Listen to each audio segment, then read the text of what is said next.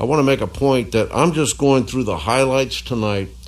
Believe me, the global return to learn plan is very detailed, and I won't share all the details with you tonight, but there are protocols associated with protocols. So I want you to know that this is quite in-depth. Let's start with facilities. Custodians will clean all areas daily of each facility with CDC-approved products.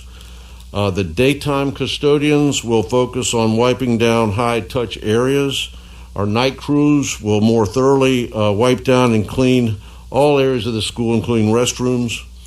The principals will need to work with the custodial crew to ensure that any evening activities that are held are covered.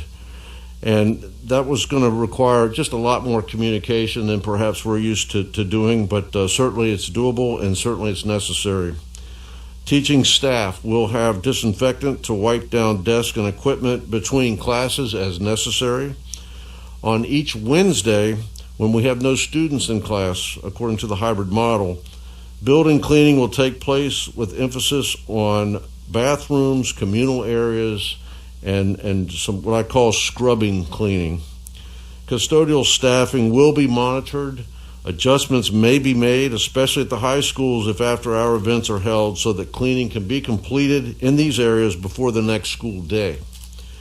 Clinics will be thoroughly cleaned daily, and nurses will be provided with disinfectant to use as needed. Plexiglass dividers will be installed in main office areas. In fact, that process has just started. Our maintenance crews are already starting that. In particular, this will occur where staff interfaces with the public and in cafeteria serving lines. All HVA systems will be inspected and all filters changed prior to the school year to ensure that we have optimal circulation in each facility. That process has also started. We have about 75% of our filters are new at the moment, and we're replacing in the other 25 or so percent. In the area of transportation, we will be operating under Virginia Department of Health guidance that allows us, to have one student on each seat of the bus. So technically, this enables us to have about 24 students transported on a 77-passenger bus. Students would be required to wear face coverings. Bus drivers and attendants will be provided face coverings, gloves, face shields, and disposable gowns where needed. And those kinds of, the latter couple items there would primarily be used with attendants and special needs students. The department intends to provide route coverage for the entirety of each respective school zone, and this will allow us to provide the coverage required to support parents and their after-school care needs. As Dr. Flanard previously referenced, the registration document that was distributed to parents requests confirmation as to, number one, whether they intend to participate in the hybrid instructional plan or the 100% virtual plan. And the second part of that, which is important to transportation, is there's a question regarding whether parents intend to use transportation, regardless of which plan they use or they choose, or will they be driving their children to school. So we'll have a number that we can then route from. Principals will break students into two groups so that 50% may be accommodated each day per the hybrid model.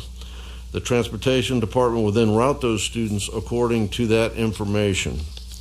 Special needs routing.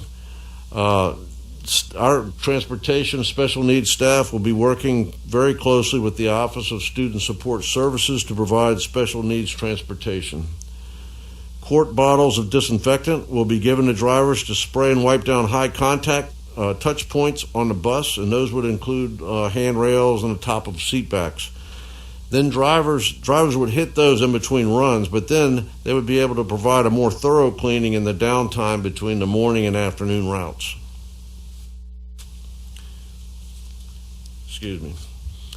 In the area of food services, students will utilize school cafeteria in groups not to exceed the Phase 3 maximum.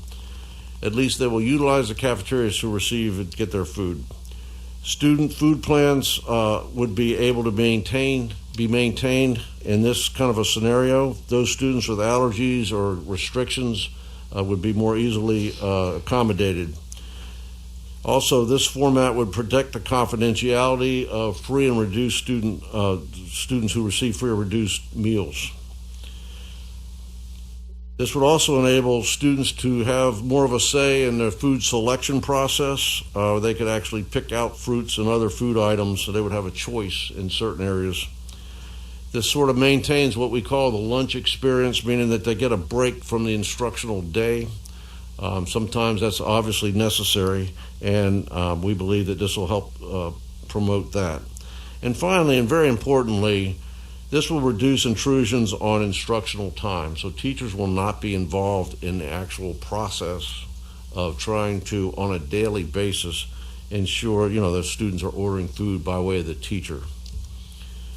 Safety mitigation will be maintained in the following ways. All food will be packaged in to-go containers.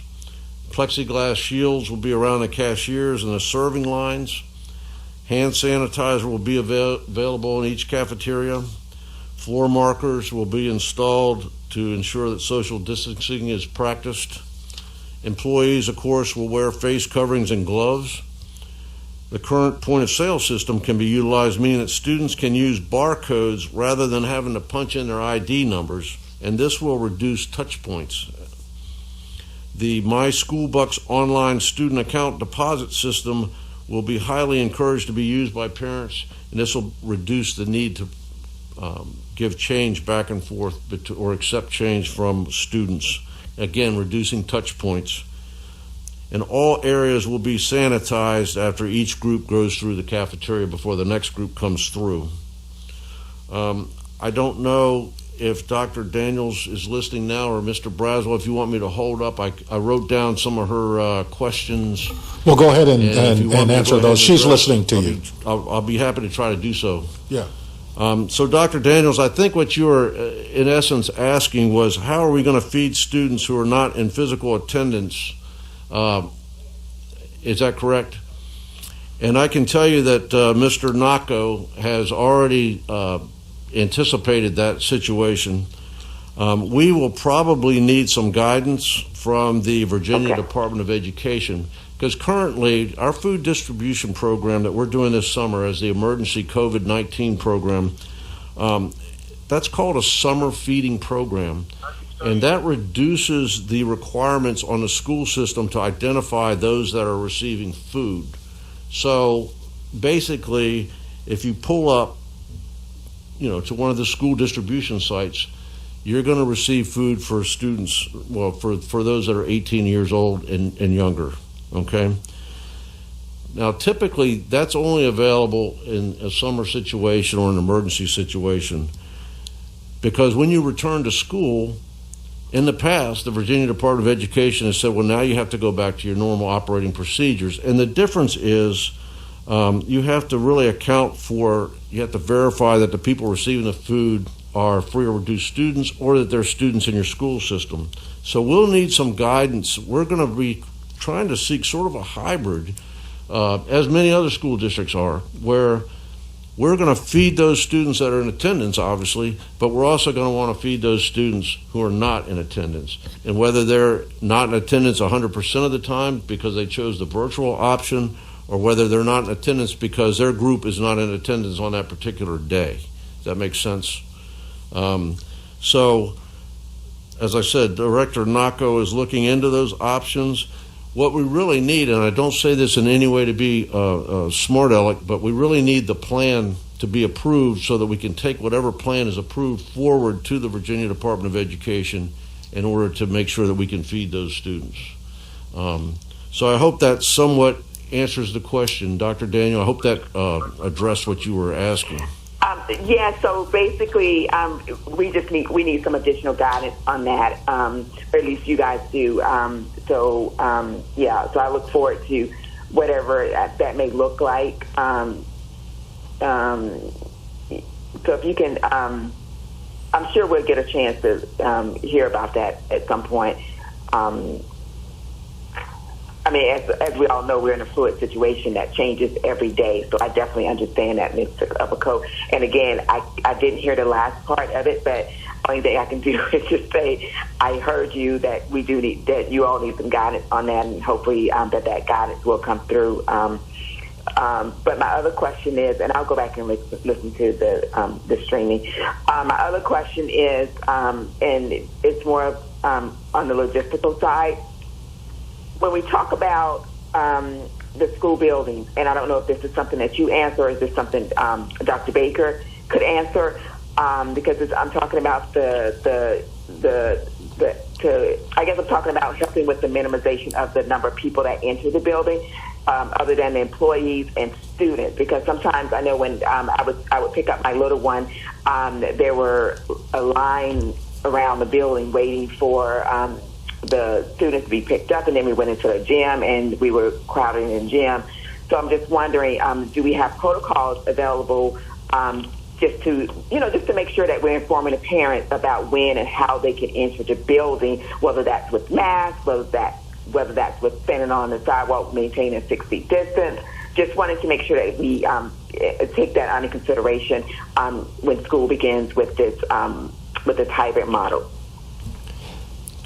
Dr. Daniels, I'll just start off that we are already among the FAQs, or the questions that we're beginning to receive. Some of it is about how flexible we're going to be with what traditionally would be volunteers and parents and others who would enter the building during the course of the school day. So generally, we're going to have to be a lot less flexible. There's going to be very specific directions and protocols that would go out to families and to the community at large regarding that once we are at a place where we are going back in person. I would say that we would probably do some of that based on each individual school. I don't know if Mr. Upperco has anything else to add, but while we haven't laid out all the specifics, it would be dependent upon kind of our entry and exit procedures, as well as how much we can allow for during the day. But events where we would normally have, where we would invite in parents and large groups of people, during this phase 3 would not be possible.